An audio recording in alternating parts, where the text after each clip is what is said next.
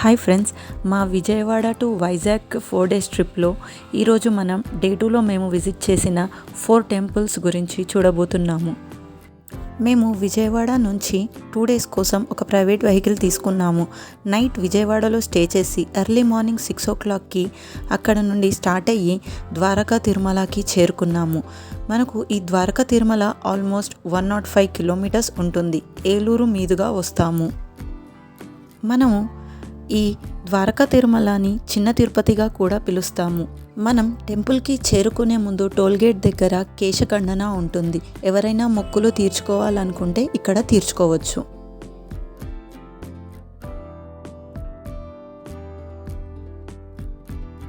ఇది మన Dwaraka Tirumala temple entrance. ఇక్కడ నుండి మనం లోపలికి చేరుకోవచ్చు. మనం టెంపుల్కి చేరుకోవాలంటే ఇక్కడ 2 మండపాలు ఉంటాయి. టెంపుల్ ఎంటర్ అవ్వగానే మనకు అక్కడ ఒక గోశాల ఉంటుంది. ఇక్కడ మనకి ఆవులకి మేత వేయడానికి ఫుడ్ అవైలబుల్గా ఉంటుంది. ఇక్కడ మీకు తోచినంత అమౌంట్ ఇచ్చి ఆవులకి మేత వేయచ్చు. అలాగే ఇక్కడ మనకు ఒక ఏనుగు దర్శనం ఇస్తాడు. మనం చెప్పుకున్నట్టుగా ఇది 2 పెద్దది మండపం.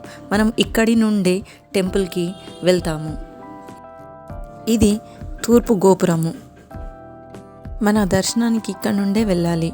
మా దర్శనం చాలా బాగా జరిగింది. నెక్స్ట్ మేము పంచారామ క్షేత్రాల్లో ఇంకొకటి అయిన భీమవరంకి వెళ్ళబోతున్నాము. మనకి ఈ టెంపుల్ వచ్చేసి ఆఫ్టర్నూన్ 12:30కి క్లోజ్ చేశారు.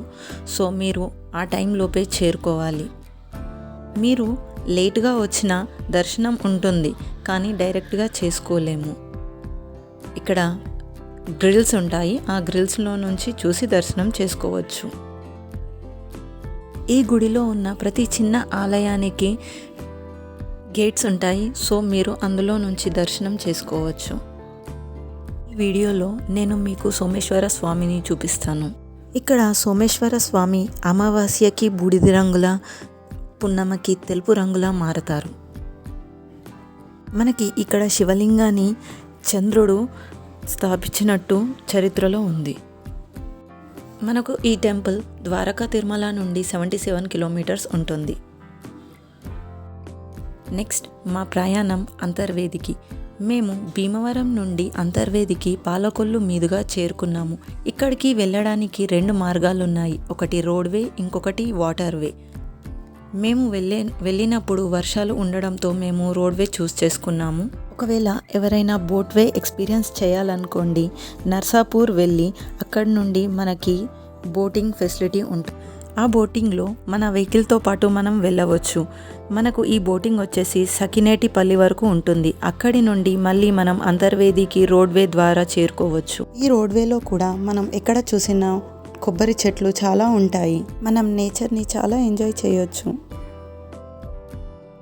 ఈ అంతర్వేది వచ్చేసి మనకు నవనారసింహ క్షేత్రాలలో ఒకటి.